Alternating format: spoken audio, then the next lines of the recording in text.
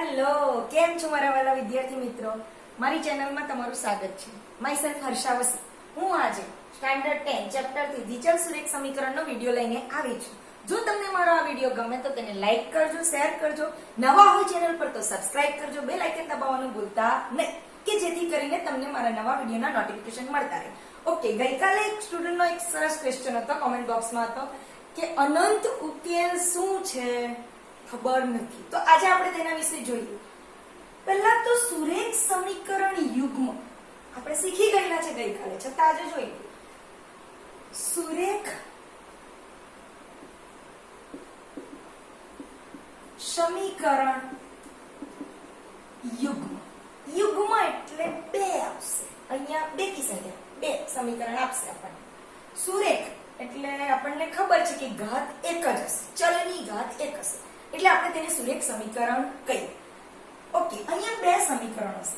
a1x plus b1y plus c1 is equal to c. બીજું સમીકરણ a2x plus b2y plus c2 is equal to 0. અહીંયા બે ચલ છે, તો એ બે ચલના આપણે ઉકેલ મેળવવાના છે. તો એના આધારે સમીકરણના પ્રકારો નક્કી થશે. આપણે આજે ત્રણ પ્રકારો જોઈ લઈશું એટલે તમારા ક્વેશ્ચનનો આન્સર મળી જાય. a1 b1 c1. આની શરત શું છે? તો a1 b1 c1 અને a2 b2 c2 belongs to r. મતલબ આ બધી વાસ્તવિક સંખ્યાઓ છે.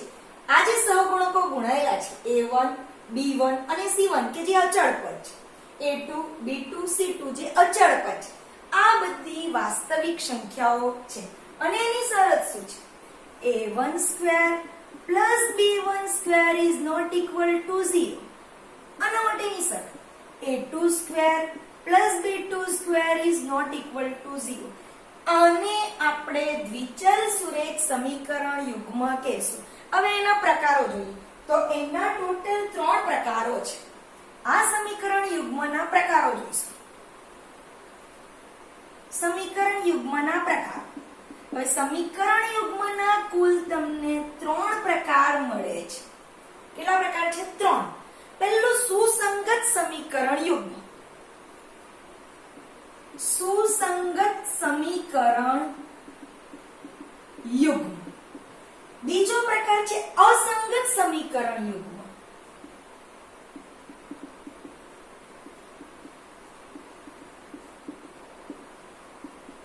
અને ત્રીજો પ્રકાર છે અવલંબી સમીકરણ યુગ્મ.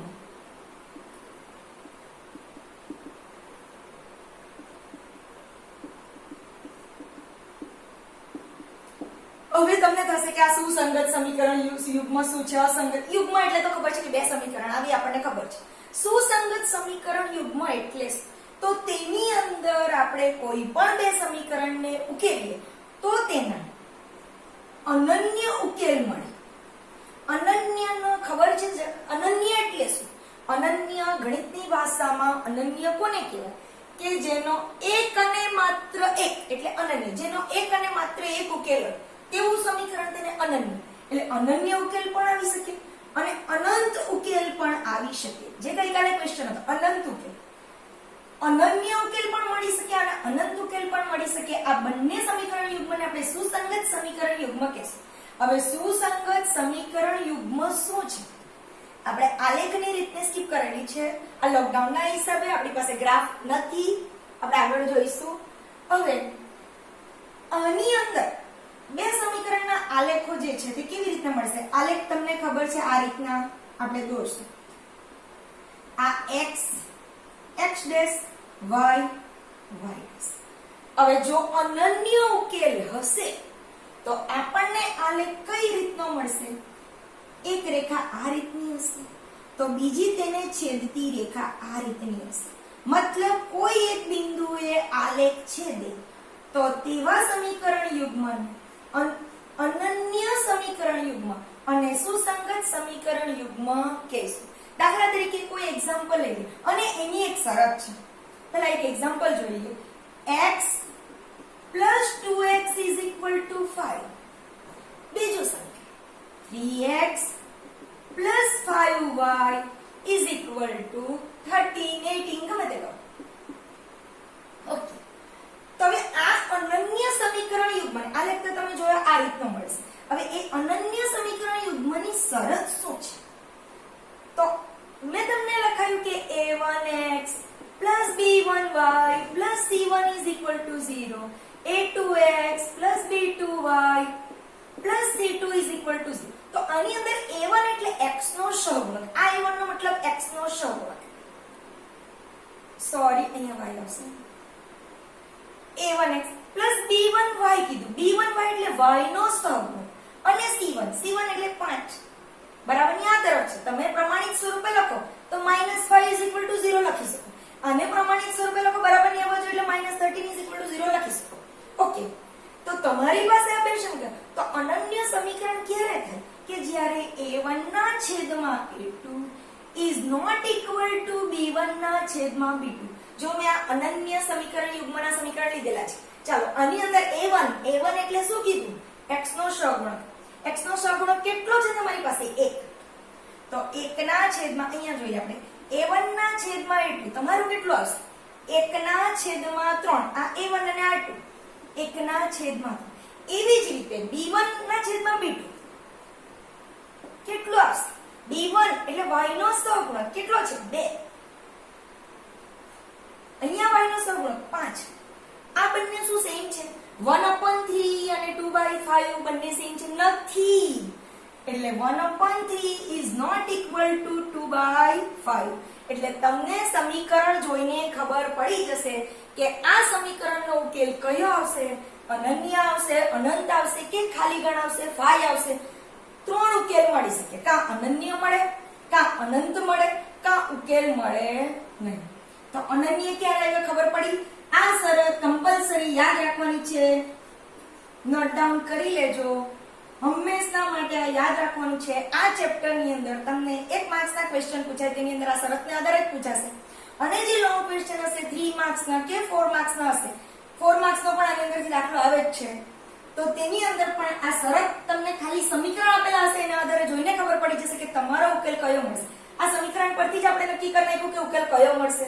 એટલે જો a1 ના છેદમાં a2 is not equal to b1 ના છેદમાં b2 હોય તો સમીકરણનો અનન્ય ઉકેલ મળે છે.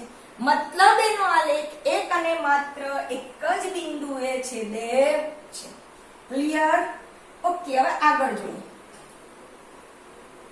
આ શરતને ભૂલતા નહીં યાર. અસંગત સમીકરણ યુગ્મ. અસંગત સમીકરણ યુગ્મ કોને કહેવાય?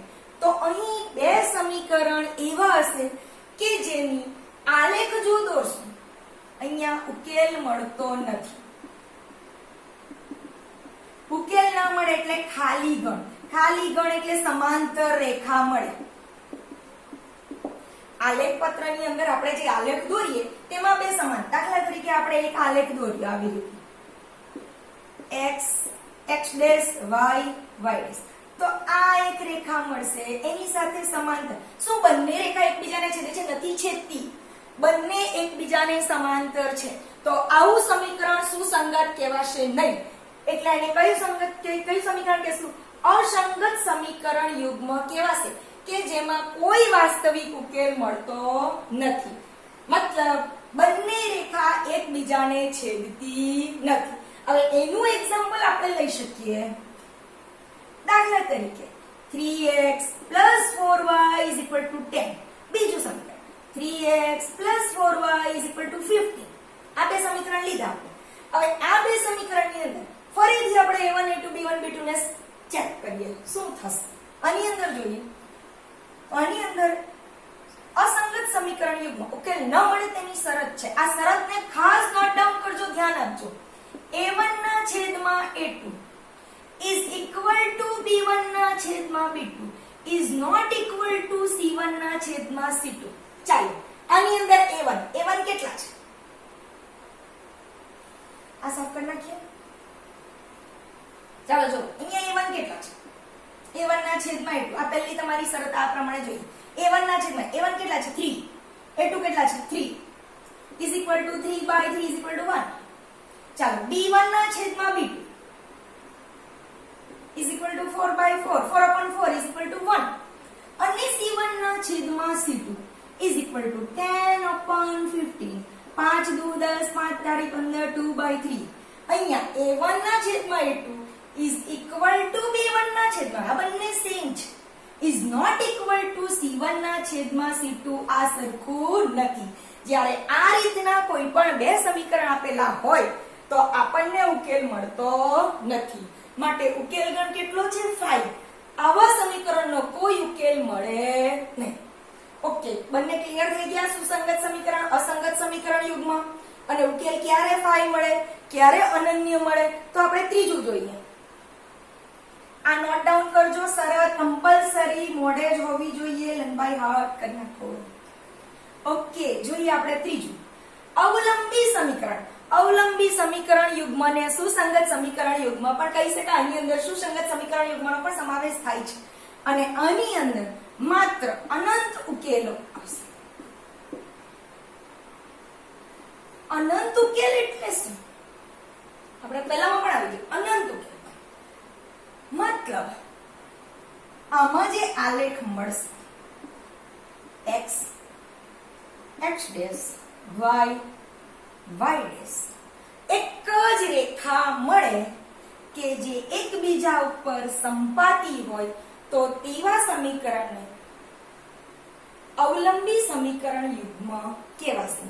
એની આલેખ કેવી મળે? સંપાતી રેખા. એટલે આ બંને સમીકરણની એક જ રેખા હોય. બંને છે. દાખલા તરીકે બંને એક એક્ઝામ્પલ લઈએ આપણે, x + y = 7. બીજું લઈએ 2x + 2y = 40. આની અંદર શરત કઈ હશે તમારી? a1 ના છેદમાં a2 = b1 ના છેદમાં b2 = c1 ના છેદમાં c2. મતલબ બધું સેમ. a1 ના છેદમાં a2, b1 ના છેદમાં b2, c1 ના છેદમાં c. ત્રણે ત્રણ. એનો મતલબ સુધી બંને સમીકરણ સરખા. બંને સમીકરણ સરખા જોઈ લઈએ આપણે. a1 ના છેદમાં a2 = 1/2. આ a1 આ a2 1/2. ક્લિયર. b1 ના છેદમાં b2 = 1/2. આ પણ ક્લિયર. c1 ના છેદમાં c2 = 7/14. 7 દુ 14 1/2. મતલબ આ પણ સરખું, આ પણ સરખું, આ પણ. a1 ના છેદમાં a2 = b1 ના છેદમાં b2 = c1. મતલબ આ રીતનું સમીકરણ યુગ્મ હોય તો ત્યારે અનંત ઉકેલ મળે છે. જે તમારો ક્વેશ્ચન હતો તેનો આન્સર મારાનો અલગ વિડિયો બનાવવાનો હતો, પણ આજે આપણે કરી નાખ્યું. આલેખમાં આ જ રીતે આપણને ખબર પડી જશે. તેમ પણ આદેશની રીત, લોપની રીત કે ચોકડી ગુણાકારમાં પણ આપણને સમીકરણ જોઈને જ ખબર પડી જશે કે આનો ઉકેલ કઈ રીતનો મળશે. આ નોટ ડાઉન કરી લેજો. મતલબ આમાં એક જ રેખા મળે. રીઝન શું છે? આના જે ઉકેલ હશે તે જ આ સમીકરણનો ઉકેલ હશે. બંનેના ઉકેલ સેમ હશે. એટલે આલેખ પત્રમાં તમને બે અલગ રેખા મળવાની નથી, એક જ રેખા મળશે. ક્લિયર? ત્રણે ત્રણ શરતોને યાદ રાખજો. હવે આપણે સ્વાધ્યાય ચેપ્ટર 3.3 નો ક્વેશ્ચન નંબર 2 જોઈ લઈએ. Okay, question number 2. 2x + 3y = 11 અને 2x - 4y = -24 નો ઉકેલ શોધો. અને એવો m શોધો કે જેથી y = mx + 3 થાય. સૌથી પહેલા આપણે આદેશની રીત શીખેલા છે. ચેપ્ટર 3.3 માં આદેશની જ રીત છે, એટલે આદેશની રીતથી જ આપણે સમીકરણ યુગ્મનો ઉકેલ શોધશું. તો સૌથી પહેલું 2x + 3y = 11, 2x - 4y = -24. આ જે બંને સમીકરણો આપેલા છે એને સૌથી પહેલા નંબરિંગ કરશું, ફર્સ્ટ અને સેકન્ડ, જે ગઈકાલે કર્યું. હવે શું કરીએ છીએ આપણે? ફર્સ્ટ જે સમીકરણ છે તેની અંદરથી y ની કિંમત મેળવી લેશું. એટલે શું કરશું આપણે? 3y = 11.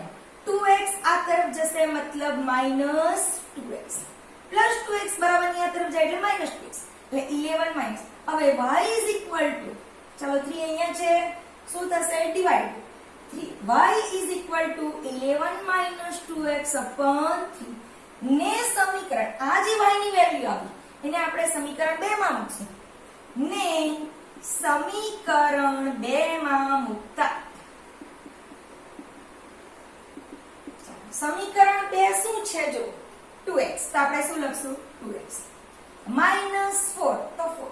y ની જગ્યાએ આપણે આ વસ્તુ મૂકશું. y કેટલા આવેલા છે આપણા? 11 minus 2x upon 3.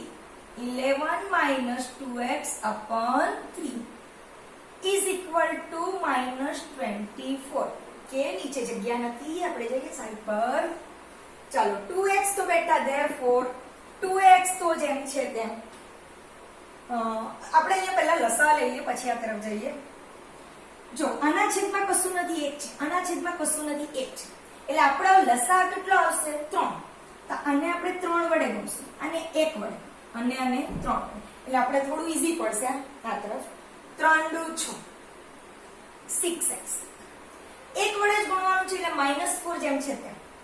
-4 into 11 minus 2x clear is equal to